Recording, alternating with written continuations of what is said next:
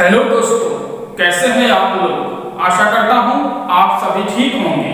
मैं डीके यादव अपने YouTube channel basic commerce academy में आप सभी का हार्दिक स्वागत एवं अभिनंदन करता हूं। मेरे प्यारे मित्रों, आज का हमारा ये वीडियो अकाउंटेंसी क्लास 12 का 4th वीडियो है।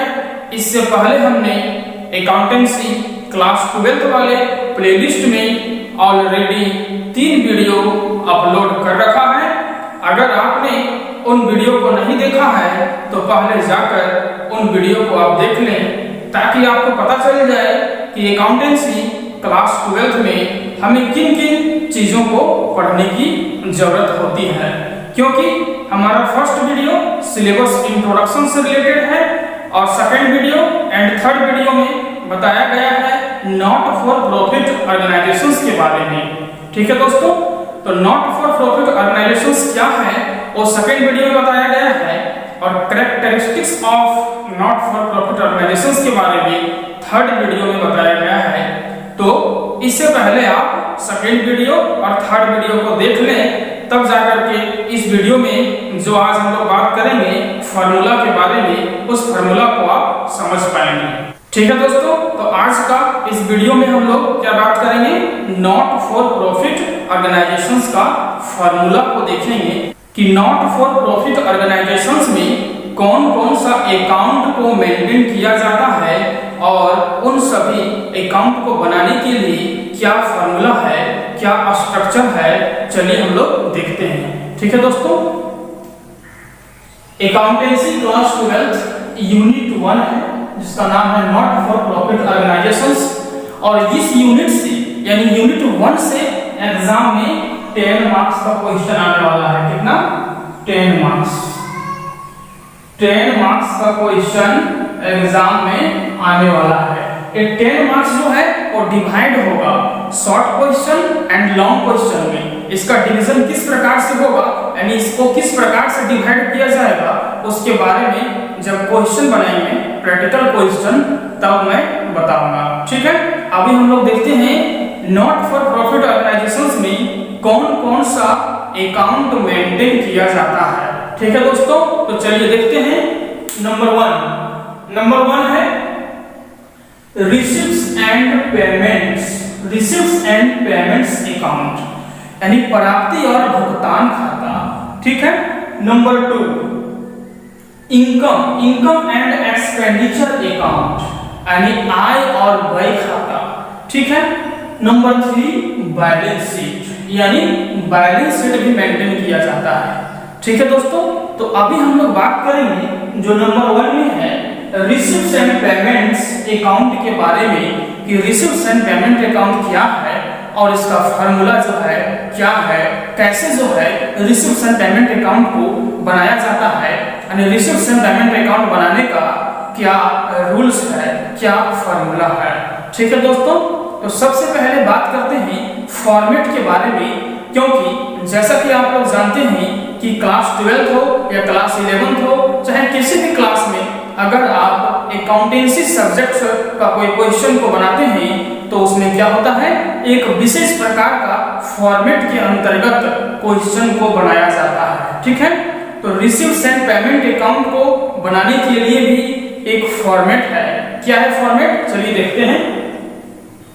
रिसीव्स अमाउंट, पेमेंट्स अमाउंट, ये है फॉर्मेट। ठीक है, और एक बात मैं विशेष तौर पर आप लोगों से कहना चाहूंगा कि अमाउंट के नीचे जो है ये रुपीस का साइन जो है लगाना ना भूलें। ठीक है, और ये रुपीस का साइन जो है वो आरएस नहीं चलेगा।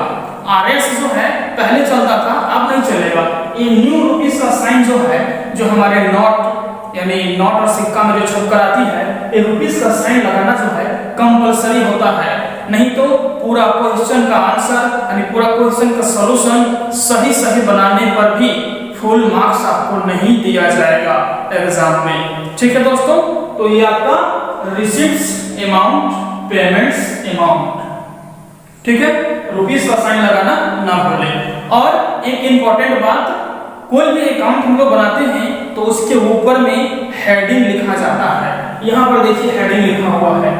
Receipts and payments account of में यहां लिखना है क्लब का नाम। सेकेंड वीडियो और थर्ड वीडियो में हमने बताया था कि नॉट फॉर प्रॉफिट ऑर्गेनाइजेशन जो होता है उसमें किसी क्लब, किसी हॉस्पिटल, किसी कॉलेज, स्कूल, लाइब्रेरी वगैरह वगैरह के बारे में बात किया जाता है जो क्या करती है, समाज सेवा का काम करती है। तो यहाँ मान लेते हैं कोई हॉस्पिटल है तो हॉस्पिटल का नाम लिखना पड़ेगा, कोई क्लब है तो क्लब का नाम लिखना पड़ेगा, कोई सोसाइटी है तो सोसाइटी का नाम लिखना पड़ेगा। यानी receives and payments account of जो भी है आपका society, club, library, school, college, उसका नाम यहाँ लिखना पड़ेगा। यानी जिसके बारे में आप अकाउंट मेंटेन कर रहे हैं वो आपका क्वेश्चन में मेंशन रहेगा, कौन सा क्लब है, कौन सा स्कूल है, कॉलेज है, वो आपका क्वेश्चन में रहेगा। क्वेश्चन के अनुसार ही आपको यहाँ लिखना है। ठीक है दोस्तों, और आगे क्या लिखना है, फॉर द ईयर एंडिंग, यहाँ डेट लिखना है, डेट, एंडिंग डेट, साल का जो अंतिम दिन होता है। जैसे कि क्वेश्चन में आपका हो सकता है 31 मार्च और कोई ईयर्स रहेगा, जैसे मान लीजिए 31 मार्च 2006, 31 मार्च 2010 या 31 दिसंबर भी हो सकता है। लेकिन दिसंबर जो कैलेंडर ईयर में आता है वो अब नहीं चलता है, फाइनेंशियल ईयर चलता है। फाइनेंशियल ईयर चलता है 1 अप्रैल से लेकर के 31 मार्च तक। ठीक है, तो यहाँ क्लोजिंग डेट आपको लिखना पड़ेगा 31 मार्च, जो भी है ईयर्स आपका क्वेश्चन में दिया रहेगा, डेट भी दिया रहेगा। यानी यहाँ क्लब का नाम और डेट आपका क्वेश्चन में जो है दिया रहेगा, क्वेश्चन को देख करके ही लिखना है।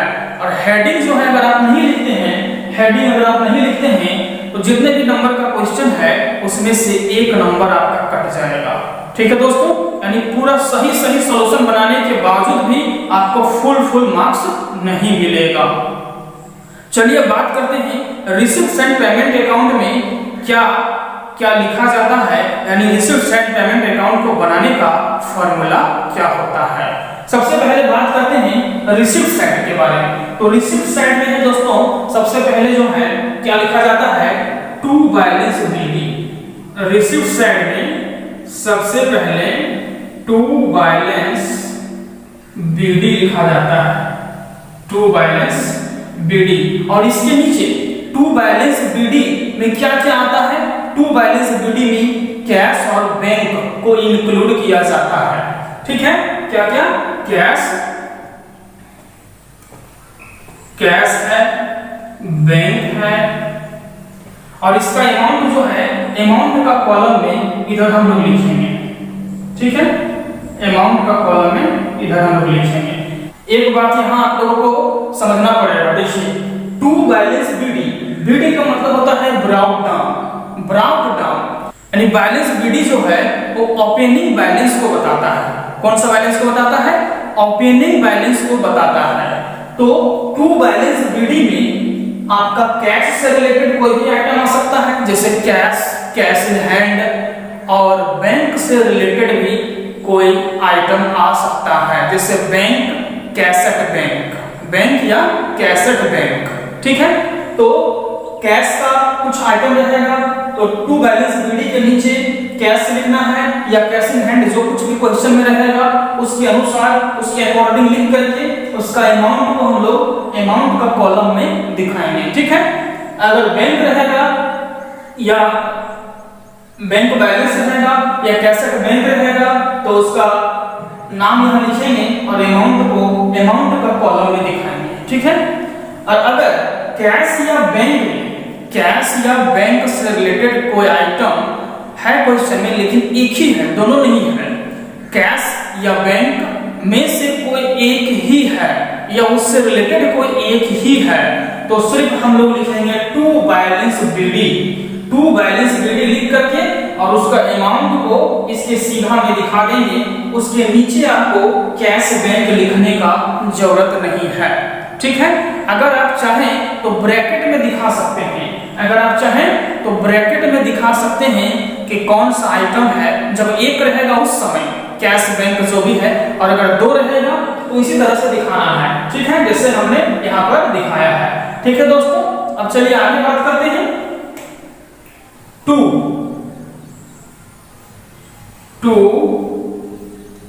All capital and revenue receives to all capital and revenue receives, इसका अमाउंट जो है बाहर में यानी अमाउंट का कॉलम में लिख देना है। ठीक है दोस्तों, रिसीव्स जो होती है दो प्रकार की होती है, कैपिटल रिसीव्स और रेवेन्यू रिसीव्स। अब यहाँ बात करते हैं कि रिसीव्स का मतलब क्या होता है और उसमें जो दो प्रकार का रिसीव्स है, कैपिटल रिसीव्स और रेवेन्यू रिसीव्स। एक कैपिटल रिसीव्स और रेवेन्यू रिसीव्स में अंतर क्या है तो जानते हैं। रिसीव्स का मतलब होता है पैसा मिलना, यानी किसी भी कारण से अगर आपको पैसा मिलता है तो उसे हम रिसीव्स बोलेंगे और उसमें दो प्रकार है, कैपिटल रिसीव्स और रेवेन्यू रिसीव्स। तो बहुत ही आसान तरीके से आप लोग समझ सकते हैं, जैसे कि कैपिटल रिसीव्स और रेवेन्यू रिसीव्स का कुछ एग्जांपल अभी हम लेंगे। जैसे मान लेते हैं किसी भी एसेट को बेचने से, किसी भी एसेट को बेचने से जो पैसा मुझे मिलती है उसे हम कैपिटल रिसीव्स बोलेंगे। और किसी एसेट को नहीं बेचते हैं फिर भी कहीं से मुझे अगर पैसा मिलती है तो उसे हम रेवेन्यू रिसीव्स बोलेंगे। ठीक है, तो बात आती है कि हम किसे एसेट बोलेंगे और किसे एसेट नहीं बोलेंगे। तो क्लास 11th में आप लोगों ने बहुत सारे चैप्टर को पढ़ा होगा जिसमें आप लोग जाने होंगे किसे एसेट बोलते हैं, किसे एसेट नहीं बोलते हैं। अगर यहाँ हम बात करें किसे एसेट बोलेंगे, किसे एसेट नहीं बोलेंगे तो शॉर्टकट में समझ लीजिए, यानी ऐसा कोई वस्तु जो हमारे पास बहुत दिनों तक टिका रहता है और बहुत दिन यूज करने के बाद भी अगर उसको हम बेचते हैं तो कुछ प्राइस कहने का मतलब जो है जितना में हम खरीदे थे उससे कुछ कम में या आधा में उसको हम बाद में चाहे तो कभी भी बेच सकते हैं, तो उसे हम एसेट बोलते हैं। यानी लॉन्ग टाइम के लिए जो भी वस्तु, जो भी चीजें हमारे पास होती है उसे हम क्या बोलते हैं, एसेट बोलते हैं। ठीक है दोस्तों, तो किसी एसेट को बेचने से जो पैसा आपको मिलता है उसे हम क्या बोलेंगे, कैपिटल रिसीव्स बोलेंगे। जैसे कि मान लेते हैं आप अपना मोबाइल बेच दीजिए, आप अपना लैपटॉप बेच दीजिए, आप अपना बुक बेच दीजिए, अपना घर बेच दीजिए, अपना गाड़ी बेच दीजिए, ये सभी कैपिटल रिसीव्स कहलाएगा, क्योंकि आप किसी एसेट को, किसी संपत्ति को बेच रहे हैं। ठीक है, आप अपना कॉपी बेचिएगा, कहने का मतलब जो कॉपी लिखते लिखते खत्म हो जाती है उसे हम लोग कबाड़ी में बेचते हैं, तो कॉपी आपका एसेट नहीं कहलाएगा, क्योंकि कॉपी को आप कबाड़ी में बेच रहे हैं, लेकिन बुक आपका एसेट कहलाएगा। बुक को हम एसेट बोल सकते हैं, क्योंकि अगर आप न्यू बुक खरीदते हैं या जैसे भी खरीदते हैं, सेकेंड हैंड बुक खरीदते हैं और उसे पढ़ते हैं, 1 साल पढ़ने के बाद भी आप चाहे तो बुक को बेच सकते हैं, कुछ प्राइस आपको उसमें मिल जाता है, यानी आधा 50% जो है मिल जाता है। ठीक है दोस्तों, तो एक बार फिर से समझ लेते हैं, किसी एसेट को बेचने से जो पैसा मुझे मिलती है उसे कैपिटल रिसीव्स बोलते हैं, और किसी एसेट को नहीं बेचने पर पैसा मिलती है, यानी कहने का मतलब किसी एसेट को नहीं बेचते हैं फिर भी पैसा मिलती है। जैसे मान लेते हैं रूम का रेंट मिलता है, बैंक से इंटरेस्ट मिलता है। ठीक है, तो ये सभी को हम क्या बोलेंगे, रेवेन्यू रिसीव्स बोलेंगे। यानी कैपिटल रिसीव्स में क्या होता है, दोनों तरफ से लेन देन होता है, यानी एक तरफ से हम एसेट को देते हैं यानी एसेट को बेचते हैं और दूसरे तरफ से मुझे पैसा मिलती है, यानी दोनों तरफ से लेन देन हो रहा है। ठीक है, और रेवेन्यू रिसीव्स में क्या होता है, एक तरफा जो है पैसा जाता है, यानी मुझे सिर्फ पैसा मिल रही है, यानी कहने का मतलब बैंक से अगर मुझे इंटरेस्ट मिल रही है तो बदले में हम बैंक को कोई एसेट नहीं देते हैं। ठीक है, कहने का मतलब अगर आपका रूम है जो रेंट पर लगा हुआ है तो आपको जो है रेंट वहां से मिलता है, लेकिन आप बदले में कोई एसेट नहीं देते हैं। ठीक है दोस्तों, तो इस प्रकार से all capital and revenue receives को हम लोग कहाँ लिखते हैं, रिसीव्स साइड में लिखते हैं, चाहे वो कैपिटल रिसीव्स हो, चाहे वो रेवेन्यू रिसीव्स हो, उस पर ध्यान नहीं देना है, लिख देना है। लेकिन पहचानने का तरीका जो हमने आप लोगों को अभी बताया उसका जरूरत पड़ेगा आगे इनकम एंड एक्सपेंडिचर अकाउंट में, ठीक है। इसलिए रेवेन्यू रिसीप्ट्स और कैपिटल रिसीप्ट्स को समझना बहुत ही जरूरी था, ठीक है दोस्तों। तो यहाँ पर जो है all capital receipts, all capital and revenue receipts, तो यहाँ पर जो है all capital and revenue receipts को लिखना है। कौन सा कैपिटल रिसीप्ट्स है, कौन सा रेवेन्यू रिसीप्ट्स है, उस पर ध्यान नहीं देना है, लेकिन दोनों को समझना है, कौन सा कैपिटल है, कौन सा रेवेन्यू है, क्योंकि नेक्स्ट वाला जो अकाउंट है इनकम एंड एक्सपेंडिचर अकाउंट, उसमें जरूरत पड़ने वाला है, ठीक है दोस्तों। और यहाँ पर एक चीज और देखना पड़ेगा, ब्रैकेट में लिखते हैं PY, PY मतलब प्रीवियस ईयर, CY मतलब करंट ईयर और NY मतलब नेक्स्ट ईयर, ठीक है दोस्तों। To all capital and revenue receipts, सभी कैपिटल रिसीप्ट्स को लिखना है, सभी रेवेन्यू रिसीप्ट्स को लिखना है, और उसके साथ साथ में यहाँ डेट पर भी ध्यान नहीं देना है। यानी डेट्स जो है, यानी ईयर्स जो है, तीन तरह का आपके सामने क्वेश्चन में आ सकता है। प्रीवियस ईयर मतलब जो बीत चुका है, करंट ईयर मतलब जो चल रहा है, और नेक्स्ट ईयर मतलब जो आने वाला है, ठीक है दोस्तों। PY मतलब प्रीवियस ईयर, CY मतलब करंट ईयर, NY मतलब नेक्स्ट ईयर। तीनों साल में से किसी भी ईयर्स का, तीनों ईयर्स में से किसी भी ईयर्स का रहे तो बस उसे लिख लेना है। यानी यहाँ पर हम लोग को देखना पड़ेगा कहीं से भी पैसा मिल रहा है तो उसे हम लोग कहाँ डाल देंगे, रिसीप्ट साइड में, चाहे वो कैपिटल रिसीप्ट हो, चाहे वो रेवेन्यू रिसीप्ट हो। और अगर ईयर्स की बात करें तो प्रीवियस ईयर का हो, नेक्स्ट ईयर का हो या करंट ईयर का हो, किसी भी ईयर्स का हो, उसको हम लोग रिसीप्ट साइड में डाल देंगे, ठीक है दोस्तों। आगे चलते हैं पेमेंट साइड में। तो पेमेंट साइड में भी यही सेम रूल है, सिर्फ रिसीप्ट्स की जगह पर पेमेंट लिखना है। यानी बाय, पेमेंट में बाय लगता है, by all capital and revenue payments, by all capital and revenue payments dash dash dash. इसमें जो है बहुत सारा आइटम आपका आ सकता है जब क्वेश्चन बनाइएगा। तो कैपिटल एंड रेवेन्यू पेमेंट्स दोनों को पेमेंट साइड में लिखना है, ठीक है दोस्तों। अब बात आती है कि कैसे हम पहचानेंगे कैपिटल पेमेंट कौन सा है, रेवेन्यू पेमेंट्स कौन सा है। तो पेमेंट्स में क्या होता है, मुझे पैसा देना पड़ता है, और रिसीप्ट्स में क्या हो रहा था, पैसा मुझे कहीं से मिल रही थी। अगर किसी एसेट को बेचने से पैसा आता है तो कैपिटल रिसीप्ट होगा, और किसी एसेट को नहीं बेचते हैं फिर भी पैसा मिलता है तो उसे रेवेन्यू रिसीप्ट्स बोलते हैं। लेकिन पेमेंट्स में पैसा मिलेगा नहीं, बल्कि पैसा हम लोग देंगे। यानी किसी एसेट को खरीदने के लिए अगर पैसा देते हैं तो कैपिटल पेमेंट्स कहलाएगा, और किसी एसेट को नहीं खरीदते हैं फिर भी मुझे पैसा देना पड़ता है तो वो रेवेन्यू पेमेंट्स कहलाएगा। जैसे आप मोबाइल खरीदते हैं, बुक खरीदते हैं, जमीन खरीदते हैं, गाड़ी खरीदते हैं, कंप्यूटर खरीदते हैं, तो ये सभी कैपिटल पेमेंट्स कहलाएगा, क्योंकि दोनों तरफ से लेन देन हो रहा है। एक तरफ से पैसा हम दे रहे हैं और दूसरी तरफ से हमारा कोई संपत्ति यानी कोई एसेट जो है आ रहा है, यानी दोनों तरफ से ट्रांजैक्शंस हो रहा है, दोनों तरफ से लेन देन हो रहा है। और रेवेन्यू पेमेंट्स में ऐसा नहीं है, यहाँ हम सिर्फ पैसा देंगे, बदले में मुझे कोई एसेट नहीं मिलेगी। यानी जैसे रेंट पेड करना, इंटरेस्ट पेड करना, कमीशन पेड करना, सैलरी पेड करना, वेजेस पेड करना, ठीक है दोस्तों। तो इसके अंतर्गत बहुत सारा आइटम जो है आपका आ सकता है जब क्वेश्चन बनाइएगा उस समय, ठीक है।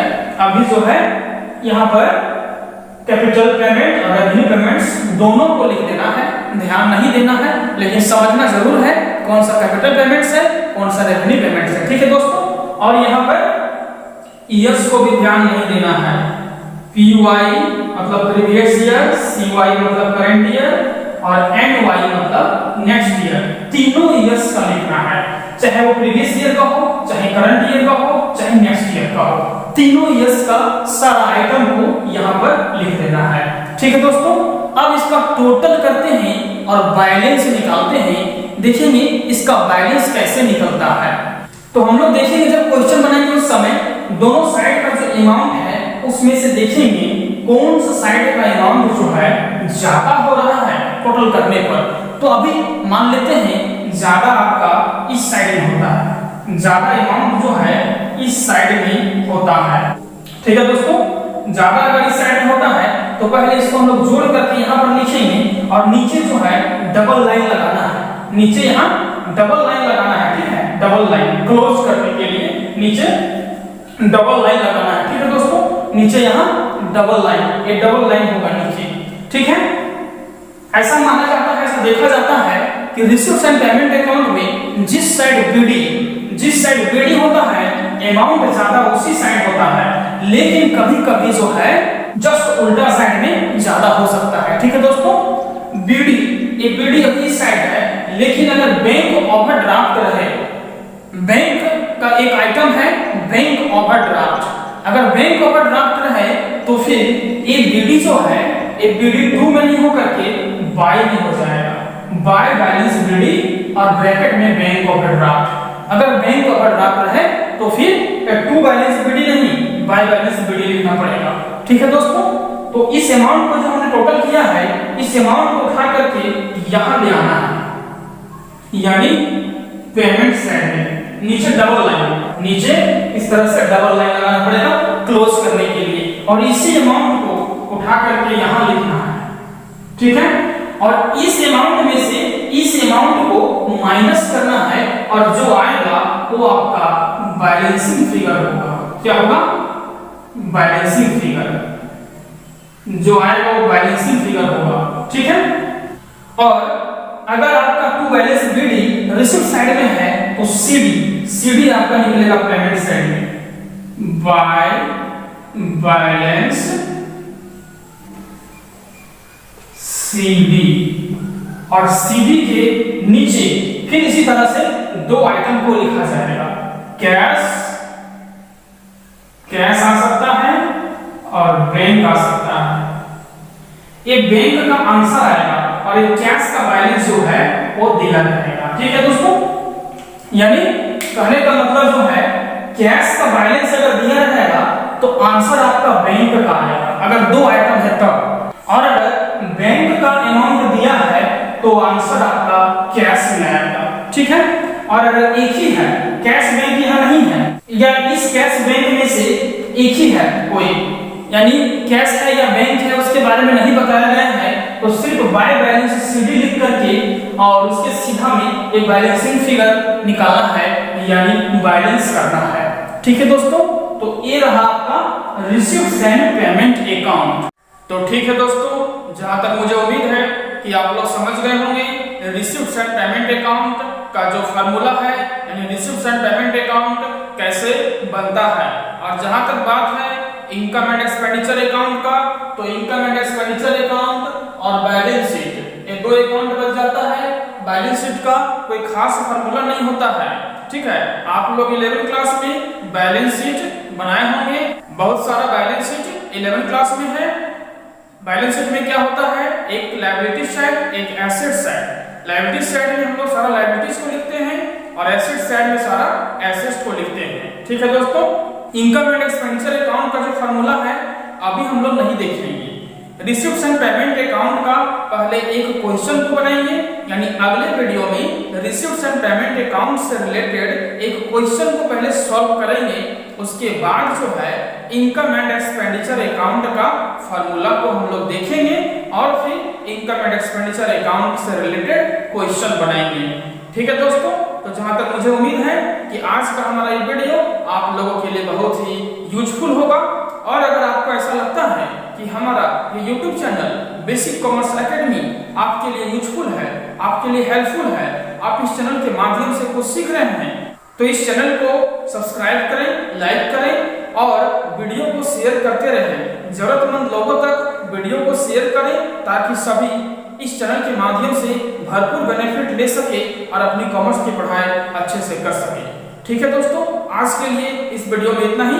अगले वीडियो में हम लोग रिसेप्शन पेमेंट अकाउंट से रिलेटेड एक क्वेश्चन को पहले सॉल्व करेंगे, उसके बाद फिर इनकम एंड एक्सपेंडिचर अकाउंट का फार्मूला जो है उससे अगले आने वाले वीडियो में देखेंगे। ठीक है दोस्तों, आज के लिए इतना ही। Thanks for watch this video.